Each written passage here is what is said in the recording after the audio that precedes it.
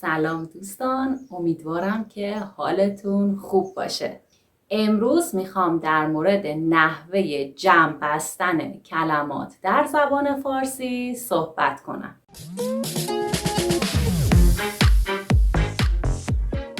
قبل از اینکه درسمون رو شروع کنیم، میخوام یه توضیح کوتاه در مورد روند ویدیوها بدم.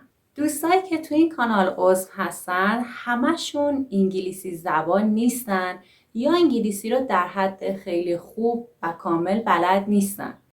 اما یه وجه مشترک بین همه ما وجود داره و اونم اینه که میخوایم زبان فارسی رو یاد بگیریم.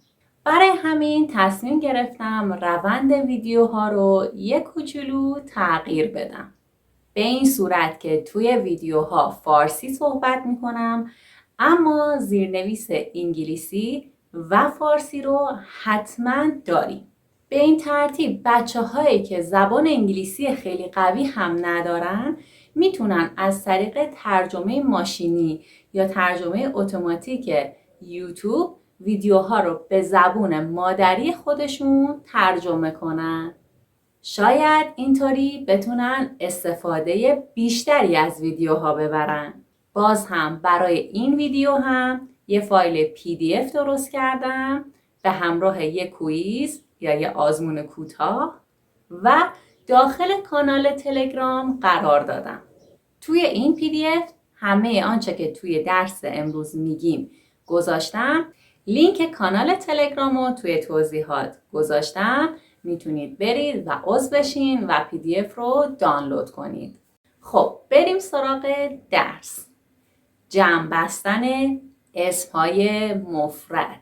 به طور کلی برای جمع بستن اسمی پسوند ها به اون اضافه میکنیم. این علامت جمع هم برای اسمهای جانداره هم بیجان.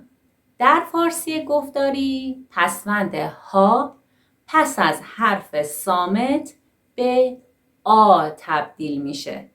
حالا بریم با همدیگه چند تا مثال ببینیم. کتاب مفرد، کتاب ها جمع، اما تو فارسی نوشتاری استفاده میشه. در فارسی گفتاری میگیم کتابا. دیدین؟ ها به آ تبدیل شد. مثال بعدی کیف مفرد، جمع کیف ها که در فارسی گفتاری میشه کیفا. کلاس مفرد، جمع کلاس ها. تو فارسی گفتاری کلاسا. کلاسا. پسر مفرد، جمع پسرها. در فارسی گفتاری پسرا. پسرا. دختر مفرد، جمع دخترها. تو فارسی گفتاری دخترا. دخترا. مرد مفرد، حالا جمع مردها. تو فارسی گفتاری مردا. مردا. دیدین؟ صدای ه حذف میشه. به جایی که بگیم مردها میگیم مردا. مردا. زن مفرد، جمعش زنها. تو فارسی گفتاری زنا. زنا. دانش آموز، سریع‌تر بخوایم بگیم دانش آموز مفرده، جمعش دانش آموزها. تو فارسی گفتاری دانش آموزا. دانش آموزا. معلم. معلم مفرده، جمعش معلمها. حالا تو فارسی گفتاری معلما. معلما. استاد. استاد مفرده. جمعش استادها. تو زبون گفتاری استادا. استادا. مداد مفرده.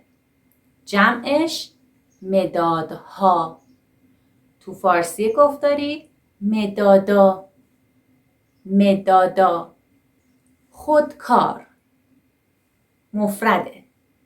جمع خودکارها. تو فارسی گفتاری خودکارا. خودکارا.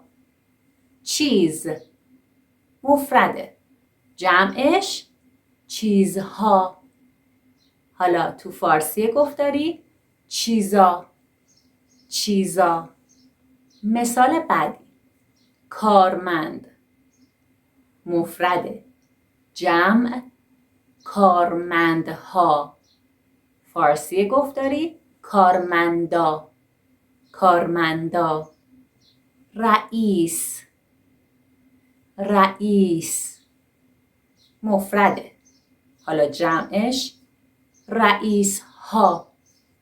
تو فارسی گفتاری رئیسا. رئیسا. مدیر مفرده. جمع مدیرها. حالا تو فارسی گفتاری مدیرا. مدیرا.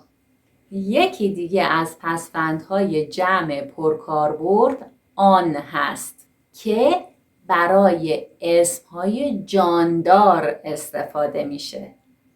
دقت کنید، برای اسمهای جاندار استفاده میشه. به همراه پسوندهای جایگزین گان بعد از مصوت کوتاه ا و یان بعد از مصوت‌های دیگه. بیاین مرور کنیم. به جز پسوند ها که میتونین برای هر نوع اسمی ازش استفاده کنین، پسوندهای دیگه هم مثل آن، گان و یان هم وجود داره که از این ستا آن، گان، یان برای اسامی جاندار استفاده میکنیم. بیاین چند تا مثال ببینیم. یار مفرده. جمعش یاران که اینجا پسوند آن اضافه کردیم. مثال بعدی. مادر مفرده. شکل جمعش مادران. پسر مفرده.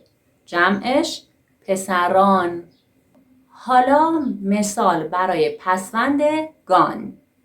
همینطور که قبلا گفتم، پسوند گان بعد از مصوت کوتاه ا میاد. مثلا پرنده. میتونید مصوت کوتاه ا رو انتهای کلمه پرنده بشنوید. پرنده ا. پس برای اینکه جمعش کنیم باید گان بهش اضافه کنیم که میشه پرندگان. نویسنده. مصوت ا رو میشنویم. نویسنده ا. جمعش نویسندگان. خزنده ا مفرده. جمعش خزندگان. خزندگان. بیننده. بیننده ا. جمعش بینندگان. بینندگان. وقتی که گان رو به انتهای کلمه اضافه می کنم به تغییرات توجه کنید. ببینید پرنده، پرندگان. خزنده، خزندگان. می‌بینید که حرف ه در اسمهای جمع حذف شده. پس دقت کنید که اینجوری ننویسیم. حالا پسوند یان. همینطور که قبلا گفتم پسوند یان بعد از مصوت‌های دیگه میاد. مثال آقا، آ، مصوت آ، جمعش آقایان، آقایان. دانشجو، او، دانشجو، جمعش دانشجویان، دانشجویان. این همه موارد در مورد جمع اسمها در زبان فارسی بود. اما اسمهایی هم هستن که از زبان عربی وام گرفته شدن.